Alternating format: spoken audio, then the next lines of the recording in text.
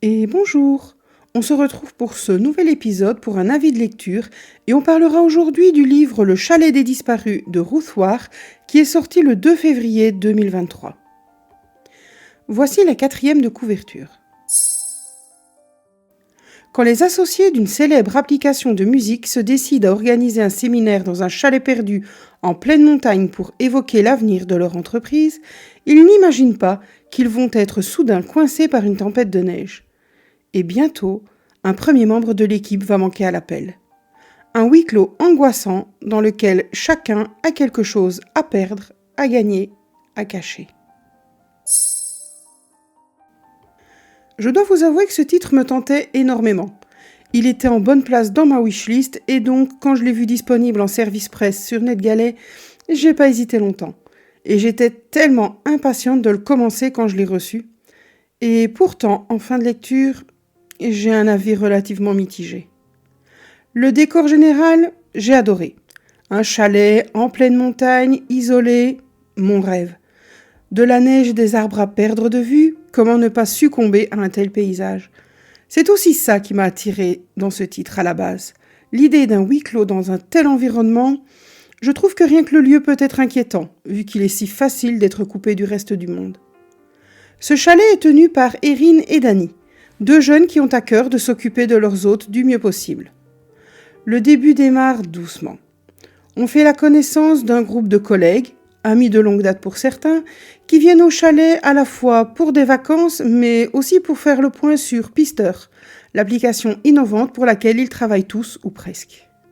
D'ailleurs, l'entrée en matière dans le livre se fait au travers de la page à propos de leur site internet, où chacun est présenté de manière assez humoristique, je dirais, voire bizarre, comme le comptable qui est mentionné comme le sous-sous-chef. C'est assez spécial, je dois dire. Le principe de Pister est simple. Il s'agit d'une application où vous pouvez vous connecter à d'autres profils pour suivre leur écoute musicale. C'est anonyme, vous ne connaissez les personnes que par leur pseudo, mais à tout moment, si vous êtes connecté à quelqu'un, vous pouvez savoir en temps réel ce qu'il écoute. Mais il vous en présente le principe bien mieux que moi. Toute l'idée, c'est que personne n'a envie d'être écouté. Mais si tu t'inscris, tu peux écouter les autres. Le voyeurisme pour vos oreilles. C'est le slogan officieux de Pister. Alors je peux voir, je sais pas, ce qu'écoute Beyoncé si elle était dessus? Ouais. Et Madonna, et Jay-Z, et Justin Bieber. Et qui tu veux. Les célébrités adorent. C'est le nouvel Instagram. Genre, tu peux créer un lien, tu vois, mais sans donner trop d'infos. Toute l'idée, c'est le lien.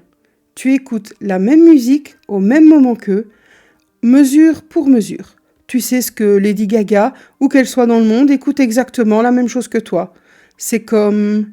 L'inspiration vient et son visage s'illumine. C'est comme, tu sais, quand tu sors avec quelqu'un pour la première fois et que tu partages une paire d'écouteurs, un écouteur dans l'oreille de l'autre, un dans la tienne. Je hoche la tête. Eh bien c'est pareil, toi et Lady Gaga, vous partagez des écouteurs. C'est hyper puissant. Quand tu es allongé dans ton lit et qu'elle coupe la musique, tu sais que quelque part, elle fait sans doute la même chose que toi. Elle se retourne et s'endort. C'est super intime, tu vois. Comme ça, sur papier, ça a l'air pas mal comme application, vous en pensez quoi? Mais revenons-en au livre. Donc très vite, une fois les rapides présentations faites, on est face à l'issue de leur séjour, au travers d'un passage d'un article de presse que voici.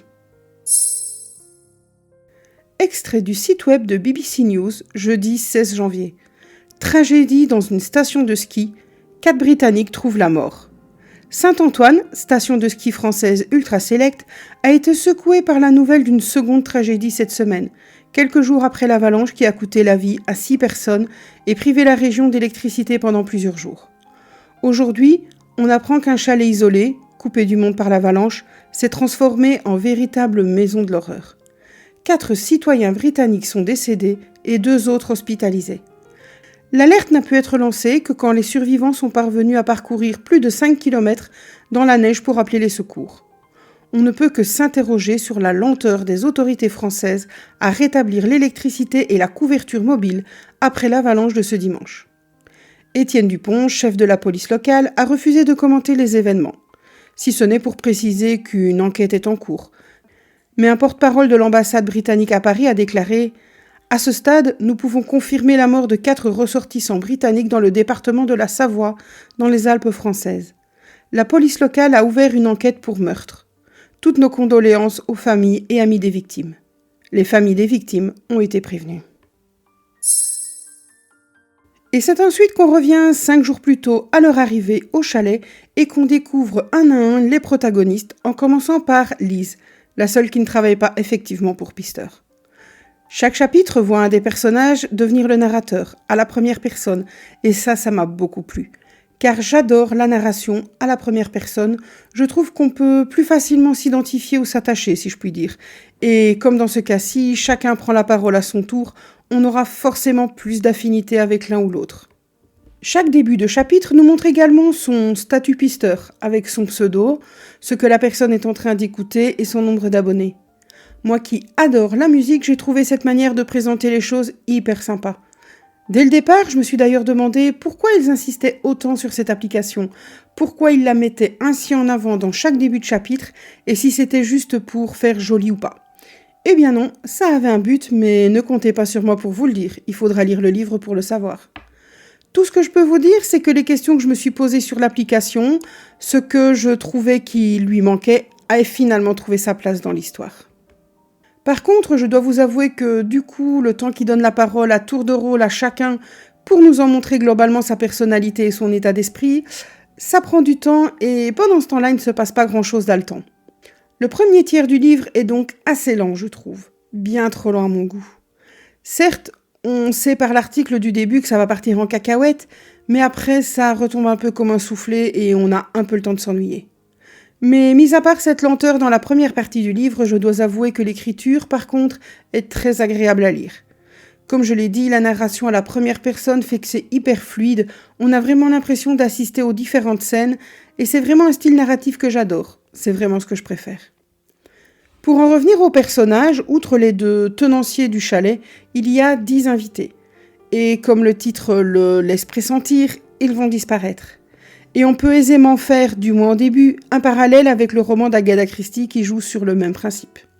J'ai d'ailleurs eu un peu peur au début de me retrouver devant une histoire un peu trop similaire, mais au final pas du tout et c'est tant mieux. Il y a quand même ce petit passage qui y fait référence, je trouve, et qui m'a fait sourire. Nous sommes blottis autour du poêle à bois dans le salon, tous. Sauf que nous ne sommes pas tous là, c'est le problème. Maintenant, nous sommes 10. Maintenant, nous sommes 9. Maintenant, nous sommes 8. Les mots résonnent comme une comptine ignoble dans ma tête, se rapprochant de 0, un par un. Au début du livre, 2 personnages ont eu ma sympathie. Erin, la fille qui s'occupe du chalet, et Lise, la seule qui ne bosse pas officiellement pour Pister et qui fait un peu office de vilain petit canard. Elle ne fait clairement pas partie du même monde que les autres et elle est beaucoup plus effacée, plus en retrait. Soyons clairs, elle fait un peu tâche parmi les autres. On se demande presque ce qu'elle fait là. Et ces 2 personnages sont restés les 2 que j'ai préférés en tant que narratrice. Comme je vous l'ai dit, au départ, le suspense n'est pas des plus présents. On en apprend petit à petit sur les différents personnages, mais les infos sont distillées au fil des chapitres. Juste assez pour qu'on se pose plein de questions, qu'on puisse se faire notre propre représentation de chacun et voir au fil des chapitres si notre première impression était la bonne. Et mini spoiler alert, ce n'était pas toujours le cas pour moi. C'est d'ailleurs une chose que j'ai aimée dans le roman. L'autrice a su me mener en bateau et me faire prendre des vessies pour des lanternes en me faisant partir sur des pistes les plus fausses les unes que les autres. Et les fausses pistes quand on part faire du ski en montagne, ok, elle est nulle, désolée. Au fil des chapitres, l'étau se resserre malgré tout. Et une fois la machine lancée, les choses sérieuses commencent. Dommage qu'il ait fallu aussi longtemps pour que ça démarre, car ensuite, c'est vraiment plus agréable à lire. Si je devais résumer la manière dont le livre est écrit, je dirais que le premier quart du livre met en place le décor et les personnages. Que jusqu'aux 3/4 du livre, l'action se passe petit à petit, nous fait nous poser plein de questions, poser plein de théories, et dans mon cas, plus foireuses les unes que les autres, je dois l'avouer. Et aux 3/4 du livre, on a le gros twist qui nous annonce la couleur, si je puis dire, et le dernier quart du livre sert de dénouement et de scène finale. Donc en conclusion, je dirais que le thème général, le principe de l'histoire, les personnages, la manière de leur donner la parole tour à tour, tout ça m'a énormément plu. J'ai un petit peu moins aimé les longueurs du début qui auraient pu en rebuter plus d'un. Cependant, si vous aimez les thrillers en huis clos qui sont plus dans la psychologie des personnages que dans l'action, ils devraient vous plaire malgré tout. Même si ce n'est pas un coup de cœur, je suis contente d'avoir pu découvrir ce livre. Par contre, je ne suis pas sûre que j'irai faire un séjour à la montagne de sitôt. Sur ce, je vous remercie d'avoir écouté cet épisode. Je vous dis à très bientôt pour un nouvel épisode et d'ici là, prenez soin de vous et de ceux que vous aimez et bonne lecture.